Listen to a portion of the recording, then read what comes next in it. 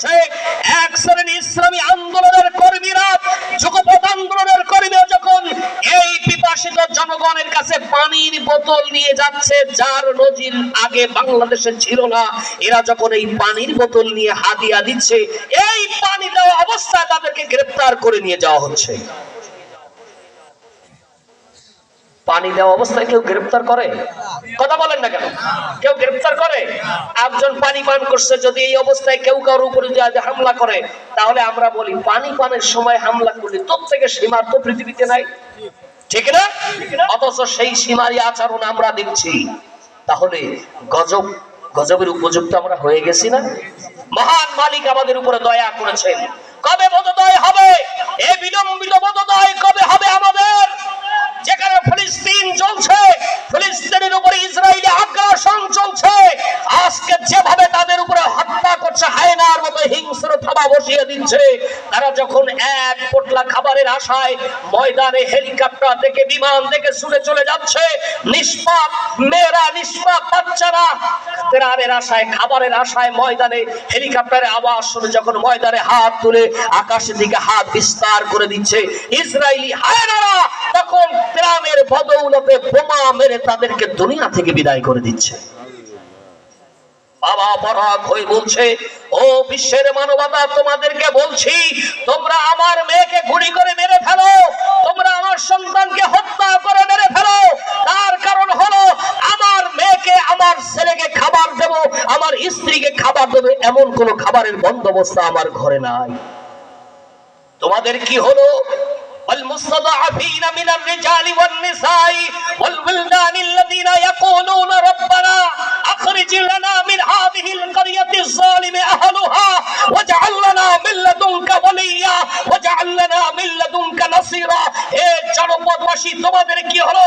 যেই জনপদের শিশু, বৃদ্ধ, আবাল বৃদ্ধ বনিতাকে, নারীকে ধর্ষণ করা হচ্ছে, হত্যা করা হচ্ছে, তাদেরকে খাবার দেওয়া হচ্ছে না, নির্যাতনের জুলুমে স্টিম রোলার চালানো হচ্ছে, তোমাদের কি হলো?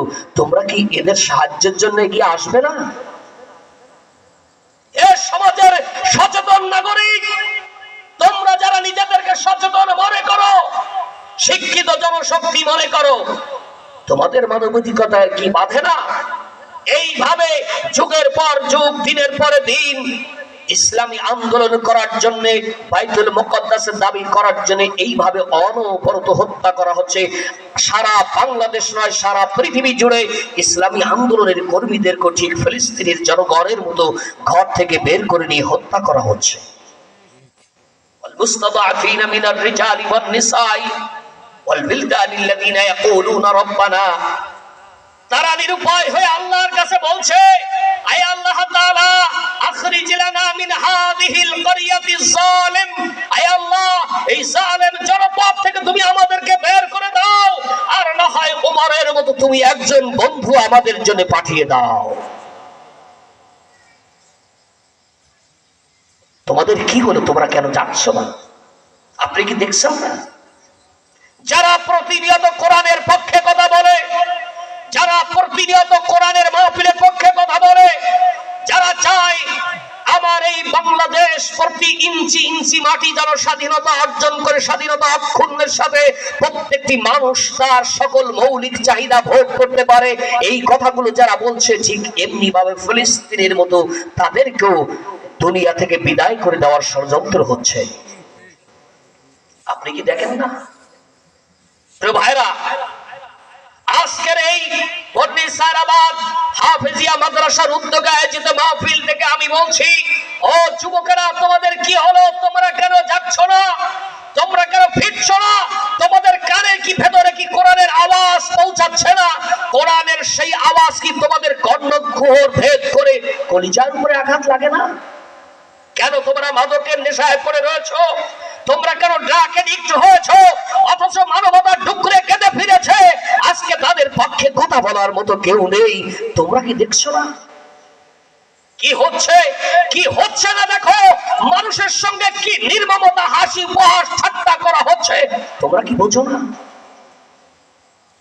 আসো, ফিরে আসো, হতে পারে আজকের এই মাহফিল তোমার আমার জন্য হেদায়েতের দ্বার উন্মোচিত হয়ে যেতে পারে। জোরে বলুন আমিন। আর যারা বলুন আল্লাহুম্মা আমিন। ও আমার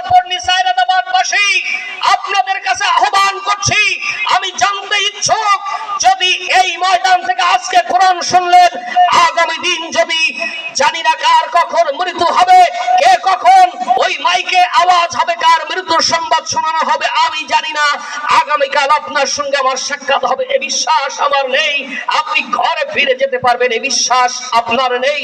সুতরাং আপনি কি আমাকে জানাতে পারেন আগামী দিন যদি কোরআনের পক্ষে কোনো সমর্থন চাওয়া হয়, কোরআনকে বিজয় করার জন্য যদি আপনার মতামত চাওয়া হয়, কোরআনকে জমিনে প্রতিষ্ঠিত করার জন্য যদি আপনার সমর্থনের সুযোগ যদি আসে, আপনি কি কোরআনের পক্ষে থাকতে পারবেন? ইনশাআল্লাহ। কারা পারবেন আমি তো দুটি হাত দেখতে চাই। আল্লাহু আকবার। হাত নামা। মহান মালিক যেন আপনাদের এই হাতকে কবুল করেন, জোর বলুন আমিন। প্রিয় ভাইরা, আমরা আজকে কোরআন শুনতে এসেছি। এই কোরআন এমন কালাম যে কালাম শুনলে কেউ যদি ধীর স্থিরতার সাথে চোখ দিয়ে দেখে, হৃদয়ের অন্তঃকরণ দিয়ে যদি এটা শ্রবণ করে, তাহলে সেটা মানুষের দিলের উপরে এমন ভাবে আসর করে, হযরত উমরকে যেমন মুশরিকিয়াতের দরজা থেকে বের করে টেনে হিসেবে ইসলামের এই অমীয় সুধা পান করিয়ে আল্লাহ তাআলা নবী হওয়ার মতো যোগ্য করে গড়ে তুলেছিল, এই নাম হলো সেই কোরআনে কারীম। জোরে বলুন আল্লাহু আকবার। নবী বলছেন আনা খাতামুন নবিয়্যিন লা নবিয়্যা বাদি লাকানা উমর, আমি হলাম শেষ নবী, আমার পরে পৃথিবীতে আর কোন নবী আসবে না। কিন্তু যদি নবী আসার দরজা যদি উন্মুক্ত থাকতো, সুযোগ থাকতো, নিশ্চয়ই ওমর নবী হয়ে যেত। সুবহানাল্লাহ বলতে পারলাম না? একজন ব্যক্তি নবীকে হত্যা করতে যাচ্ছে, কি জেহেলিয়াত বলে, কি জালেম বলে তাকে, নবী হত্যা করতে যাচ্ছে, সে কি জালেম।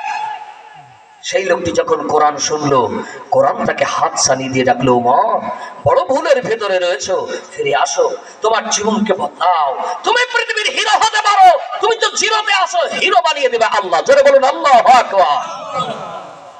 নবীজি বলেছেন,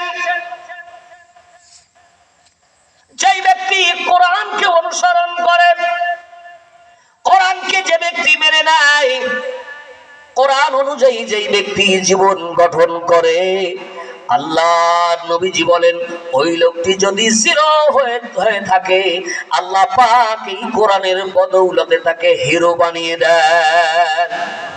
সুবহানাল্লাহ বাড়িতে যে বলবেন। আর যদি কোনো ব্যক্তি হিরো যদি হয় কোরআনের সঙ্গে বিদ্রোহ করার কারণে, কোরআনের আইনকে অমান্য করার কারণে, কোরআনের বিপক্ষে অবস্থান নেওয়ার কারণে, কোরআনের সঙ্গে উপহাস করার কারণে, আল্লাহ পাক বলেন ওই ব্যক্তি যদি হিরো হয়, আল্লাহ রাব্বুল আলামিন কোরআনের সঙ্গে বেয়াদবির কারণে আল্লাহ তাকে জিরো বানায় দেয়।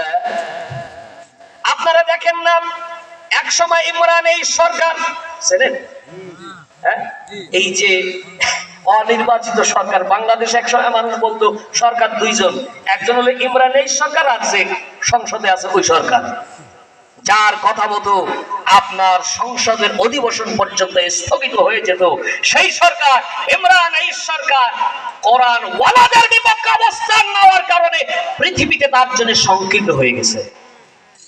আপনি বুঝতে পারেননি মনে আমার কথা। ইমরান এই সরকার এখন কোন জায়গায় আছে, কি অবস্থায় আছে, এটা আল্লাহ ছাড়া আর কেউ জানে না। ওরা যদি কেউ পায়, আপনাকে আমাকে লাগবে না, সেভাবে সেই মেরে ফেলে দেবে। ও কোরআন ওয়ালাদের সঙ্গে বেয়াদবি করেছে, ও কোরআন ওয়ালাদেরকে নিশ্চিহ্ন করে দেওয়ার পায়তারা করেছিল। আল্লাহ তাআলা এই হিরোকে জিরো বানায় দিয়েছেন। নুরুল ইসলাম নাহিদ তদানীন্তন শিক্ষামন্ত্রীর মেয়েকে তিনি বিবাহ করেছিলেন, একেবারে উচ্চতার সীমানায় পৌঁছে যে আল্লাহ তাআলার নবীর কথা মতো ধপাস করে পৃথিবীতে আল্লাহ তাআলা জিরো কথা নামায় দিয়েছে। ঠিক না? যারা বলেন ঠিক কিনা?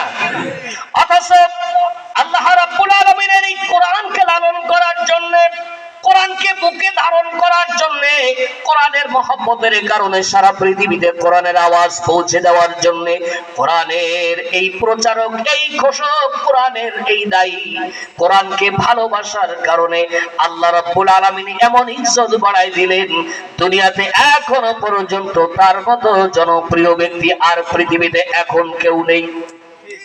তিনি যেই দিন বিদায় হয়ে চলে গেলেন, ফামা বাকাত আলাইহিমুস সামাউ ওয়াল আরদ, আল্লাহ রাব্বুল আলামিনের আসমান জমিন সেই দিন কেঁদেছিল। আল্লাহ আল্লাহ রাব্বুল আলামিনের গোলাম বিদায় হয়ে যাওয়ার 10 মিনিটের মাথায় সারা বাংলাদেশ ভূমিকম্পে কেঁপে উঠেছিল। জোরে বলা যাবে কিনা আল্লাহু আকবার? জোরে বলা যাবে কিনা আল্লাহু আকবার? নীরবে নিভৃতে চোখের পানি ফেলেছিল না এমন কোন মুসলমান পৃথিবীতে এখন আর নাই। আসমান কেঁদেছিল, ঝড়ে বৃষ্টি হয়েছিল, শুধু কোরআনের মহব্বতের কারণে, কোরআন নিয়ে সামনে আগ বাড়ানোর কারণে আল্লাহ রাব্বুল আলামিন কোরআনের এই দায়ীকে এইভাবে প্রিয় করে দিয়েছিলেন। আল্লাহ রাব্বুল আলামিনের নবী তাই বলছেন, কোরআনকে যদি প্রাধান্য দাও আল্লাহ তাআলা কোরআনের কারণে তোমাকে হিরো বানিয়ে দেবেন। ইউদিল্লু বিহি কাসীরান ওয়া ইয়াহদি বিহি কাসীরা ওয়া মা ইউদিল্লু বিহি ইল্লাল ফাসিকিন। জোরে বলুন আল্লাহু আকবার। সেই কোরআন আমরা শুনতে এসেছি, জি শুনতে রাজি আছেন না? ইনশাআল্লাহ। যত সময় স্টেজে থাকবো থাকবেন তো? ইনশাআল্লাহ। চলে যাবেন না তো? রাস্তায় যারা আছে তাদের দৃষ্টি আকর্ষণ করছি, যুবকেরা যারা আছো তোমাদেরকে বলছি, আগামী বছর বেঁচে থাকবা তা তুমি জানো না। সুতরাং এই মাহফিল তুমি জীবনে আর পেতেও পারো, নাও পেতে পারো। যদি তোমার আগামী বছর মাহফিলের পূর্বে যদি তুমি মৃত্যুবরণ করে দুনিয়া থেকে চলে যাও, তাহলে তুমি মাহফিল তোমার ভাগ্য হলো না। আল্লাহ যদি তোমাকে ধরে মাহফিলের আয়োজন করার পরে তোকে বলার পরে তুই কেন গেলি না, এ জবাব তুমি কেমনে দিবা হাসরের ময়দানে? আমি এলাকাবাসীর প্রতি উদ্যত আহ্বান জানাচ্ছি, যে যেখানে আছেন এই মুহূর্তে আমার আওয়াজ আপনার কর্ণে যদি প্রবিষ্ট হয়, আপনি যদি মুসলমানের সন্তান হন, মাহফিলে চলে আসবেন। এর বিকল্প কোনো কথা নেই, আছে কি? না। যার বলুন আছে। আল্লাহ তাআলা আমাদেরকে বুঝার তৌফিক দান করুন, যার বলুন আমিন। আমি আজকে চিন্তা করেছি আপনাদের খেদমতে এসেছি, আমি সূরা আল কাসাস থেকে একটু আলোচনা